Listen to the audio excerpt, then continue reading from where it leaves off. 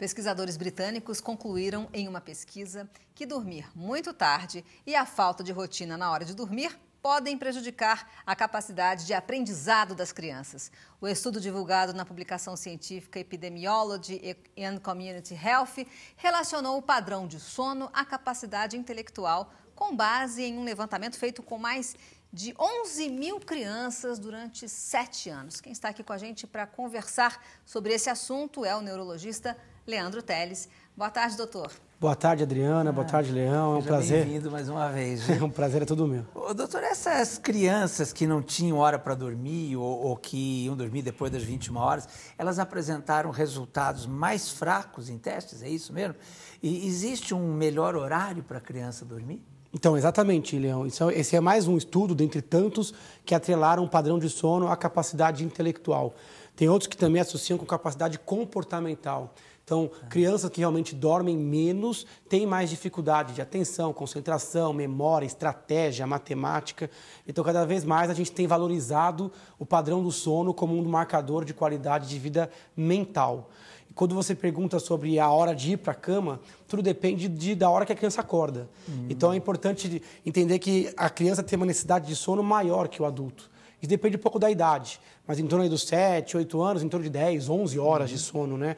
Então, se a criança acorda às 6 horas, é só você trazer essa 10 horas antes para você entender. Sim. Então, não dá para a criança dormir 11 horas e acordar às 6, às 7, porque ela realmente vai ter um comprometimento. Quer dizer que, então, poucas horas de sono afetam os ritmos naturais do corpo e, principalmente, poucas horas podem prejudicar o sono. O sono não, a mente. Pode sim. Então, poucas horas de sono não é só questão das horas. O sono ele não é só o tempo, né? Então, ele também é a qualidade. Tem pessoas que acham que dormem o tempo suficiente, mas com qualidade ruim, porque o sono é entrecortado ou superficial. Um exemplo claro disso é a apneia do sono, que acomete homens, adultos, acima do peso, pescoço curto, são roncadores, né? Então, às vezes a pessoa acha que dormiu 8, 9 horas e acorda cansado, tem sono o dia todo. Às vezes ele está despertando sem perceber. A gente chama isso de microdespertar.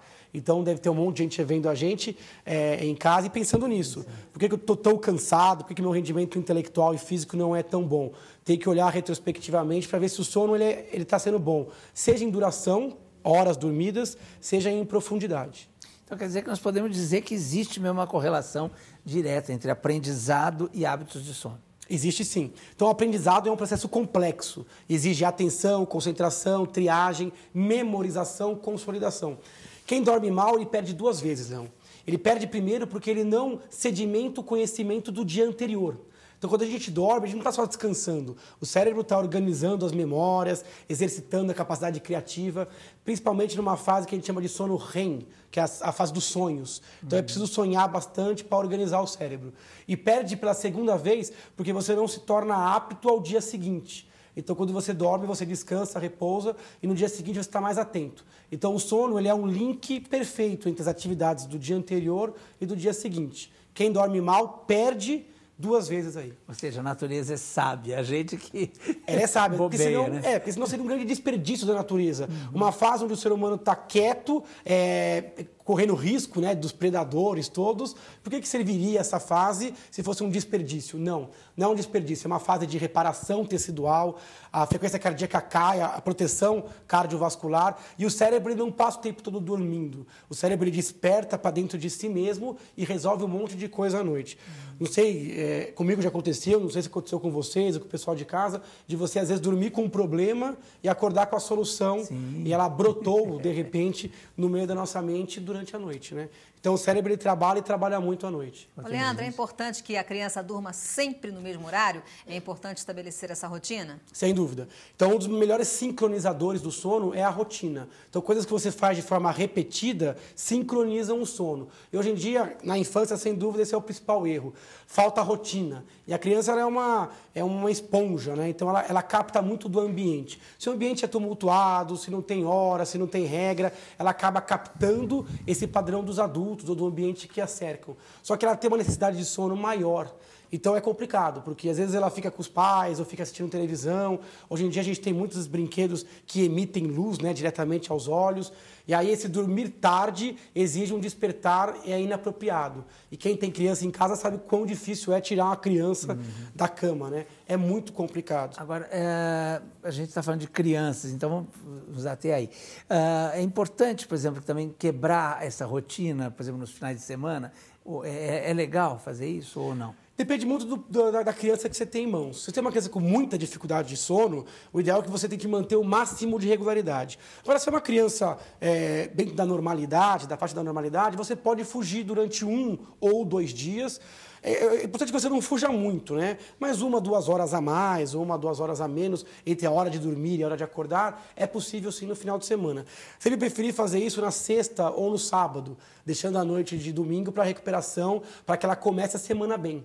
É muito comum, às vezes, a pessoa ir numa festa ou fazer alguma atividade no domingo à noite, começar a semana mal e isso vai se propagando, né? Melhor que vá no sábado, que ela possa descansar no domingo, né? Ou na sexta-feira à noite, ou no sábado à noite, para que você progressivamente comece a trazer isso para a normalidade.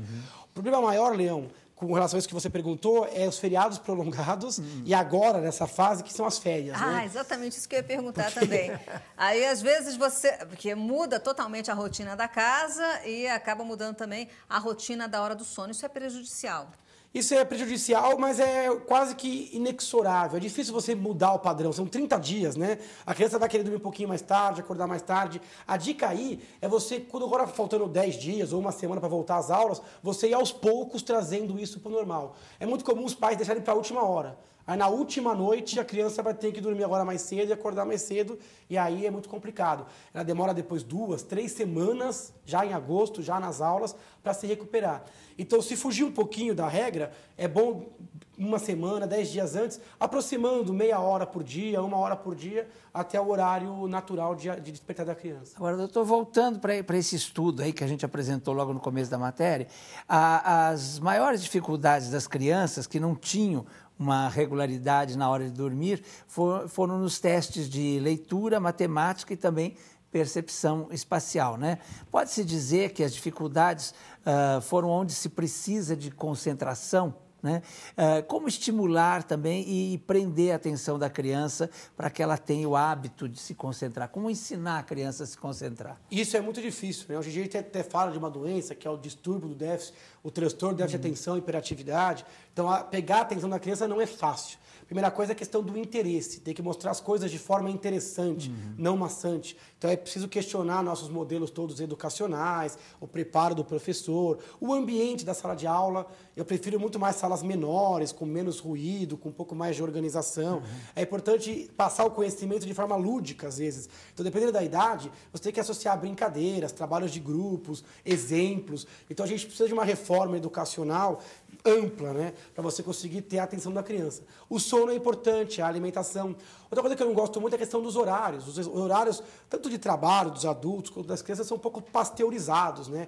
A gente não valoriza, às vezes, a questão pessoal. Tem pessoas que rendem mais à tarde, pessoas que rendem mais de manhã, tem pessoas que não conseguem trabalhar cedo, não conseguem estudar cedo. Então, é preciso ter um pouco mais de dinâmica nessa questão desses horários para você não pasteurizar muito o ensino, né? Agora, doutor, eu queria falar de um assunto que eu fui vítima, inclusive, é essa questão dos remédios. Parece que os laboratórios eles têm muito interesse em vender alguns remédios. Então, tudo é déficit de atenção agora. Qualquer criança que, às vezes, é preguiçosa mesmo, às vezes está com algum problema e tal, eles dizem que é déficit de atenção e tacam remédio na criança. O que o senhor acha disso? Não, isso é absolutamente preocupante. Então, é uma doença que até pouco tempo se falava pouco. Hoje em dia, a gente tem casos que são bem definidos, mas a gente tem muito caso que parece, mas não é, né? Então, a gente tem problema de educação, a gente tem problema realmente de força de vontade da criança, a gente tem outros problemas que não podem ficar sob esse holofote ou essa sombra do TDAH. Isso é uma doença que acomete poucas crianças e você tem, na verdade, muita gente em casa achando que a criança está agitada demais. Então, às vezes, não quer trabalhar a questão familiar, às vezes não quer trabalhar a questão de ansiedade da criança, ou um distúrbio de sono, ou a falta de regras em casa, ou a presença de regras e a falta de exemplo, que é muito comum isso, você impor uma regra que não vale para você, né? Então, em casa é importante. A melhor regra é o exemplo do pai, da mãe, dos irmãos, né? Então, tem que tomar um pouco de cuidado para não chamar tudo de déficit de atenção ou não chamar todo déficit de atenção de transtorno do déficit de atenção e tascar um remédio. Muitas vezes, a hiperatividade infantil e a falta de atenção deve ser tratada por uma questão de comportamento, de mudanças de hábitos da criança e de quem a cerca, né? E esse tipo de remédio que o Leão falou aí, ele pode criar danos irreversíveis e sérios para a mente. Sem dúvida. A gente está falando dos anfetamínicos, né, derivados de anfetamina, que são usados, às vezes, de forma recreativa, por pessoas que prestam concurso ou prova. Isso é absolutamente recriminável. Pode dar arritmias, hipertensão, pode levar a uma dependência psíquica, pode acelerar demais o pensamento. Então, é complicado. Isso tem que ser feito sempre com a ajuda de profissional especializado. No caso, neuropediatra, né? Olhando aqui, para a gente encerrar a nossa conversa, a gente vê muitos pais reclamando da dificuldade de colocar os filhos para dormir. Mas olha, esse estudo mostrou que as crianças que dormiam tarde, todas elas, não tinham hora para dormir, não escutavam histórias antes de dormir e, em geral, assistiam mais televisão. Muitas vezes em seu próprio quarto. Quer dizer, para finalizar, o senhor pode dar umas dicas para os pais como criar uma rotina para levar as crianças a dormir mais cedo? A primeira coisa é explicar e orientar com relação aos horários. Então, tem que mudar realmente a dinâmica familiar, tem que ter exemplos, tem que ter as regras. Além do horário de dormir, é importante evitar a exposição luminosa intensa, porque para dormir você precisa liberar um hormônio que é a melatonina, né? Então, é importante que a criança não fique na televisão até muito tarde, ou no tablet, notebook, smartphone. Então, é importante que você tenha uma redução progressiva da iluminação. É importante cuidar do ambiente. O quarto tem que ser silencioso, confortável, para a criança não ter realmente interrupções. A alimentação também é importante. Evitar excessos, evitar alimentos que estimulam o sistema nervoso, como coisas que têm cafeína, refrigerantes de cola. Então, uma dieta um pouco mais tranquila à noite. Com isso, os pais vão ter aí algumas coisas para organizar em casa. Se com tudo isso a criança não conseguir se organizar ou se adequar aos horários, é fundamental procurar ajuda do pediatra de confiança e, eventualmente, do neuropediatra. Muito obrigada pela sua presença. Eu que agradeço. E pelas suas informações, que valem para a gente também, para os pais dessas crianças.